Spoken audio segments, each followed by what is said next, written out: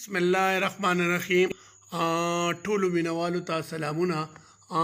توربیلا ډیم کې د اوبو آمد چې کوم دی نو هغه ډېر زیات شو. نن توربیلا ډیم نه 4,19,000 کیوسک اوبه چې کوم دي نو هغه د توربیلا ډیم نه خارج شوي او زه تاسو ته دا وایم چې دې اوبو پرېښودو سره آس پاس چې کومې هوټلې دي یا آبادۍ دي نو هغې کې هم اوبه داخلې شوي.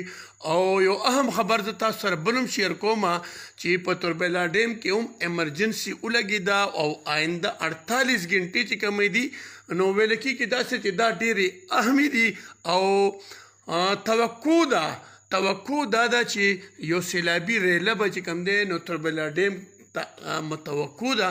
د هغې په وجه باندې توربیلا ډیم چې کوم دی نو هلته کې ایمرجنسي ناپېښ شوه. نن چې کومې اوبې پرېښودې دي 4,19,000 کیوسک اوبې پرېښودې دي چې د هغې سره د توربیلا ډیم سره غازي ایریا چې کومه ده یا ټوپۍ تحصیل چې کومه ایریا ده نو هلته کې خوشا کې اوبه ډېرې زیاتې شوي دي.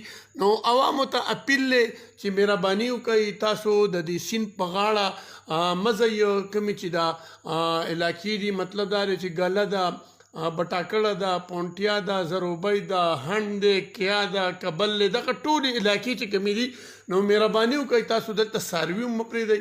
حالات ډېر نازک دي هېڅ پته نه لګي د اوبو دغه دا ریله چې کومه ده نو دا ډېره خطرناکه ریله ده او اني ټایم کې چې کوم دی نو دا ریله راتلی شي.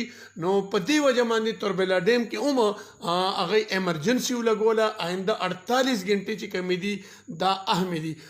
بل طرف ته چې کوم دی نو سوات کې ډېره زیاته تباهي شوه. کالام مدین بحرین هلته نه ډېرې زیاتې اوبه را روانې دي. نو په جانګیري کې هم چې کوم دی نو دا ایمرجنسي سچویشن دی. هلته کې چې کوم دی نو خلک کورونه څه خالي کړل د سیند په غاړه چې کومې هوټل وي یا سره چا کورونه مورونه یا نور څه دغه نو صورتحال انتهایی نازک دی. حفاظتي اقدامات ډېر ضروري دي.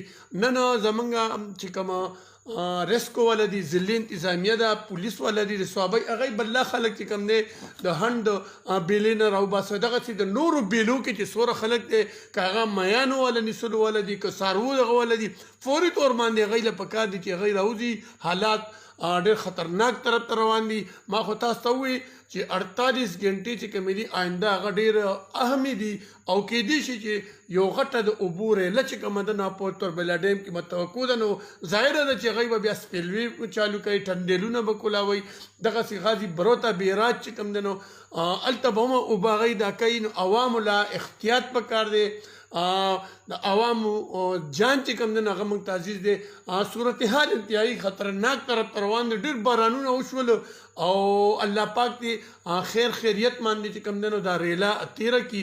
خو حالات داسې دي چې نن د چا چې کورونه وو یا د دلته کې حجرې جوړې کړي د سیند په غاړه غازي طرف ته نو هلته کې هغه په اوبو کې ډوب شوي دي. داسې اوبه چېرته مخکې نه وي راغلي. نو انشاءالله تعالی چې دا حالات په خدای ټیک دي خو کم از کم موږ له پکار دي چې احتیاط وکړو. والسلام.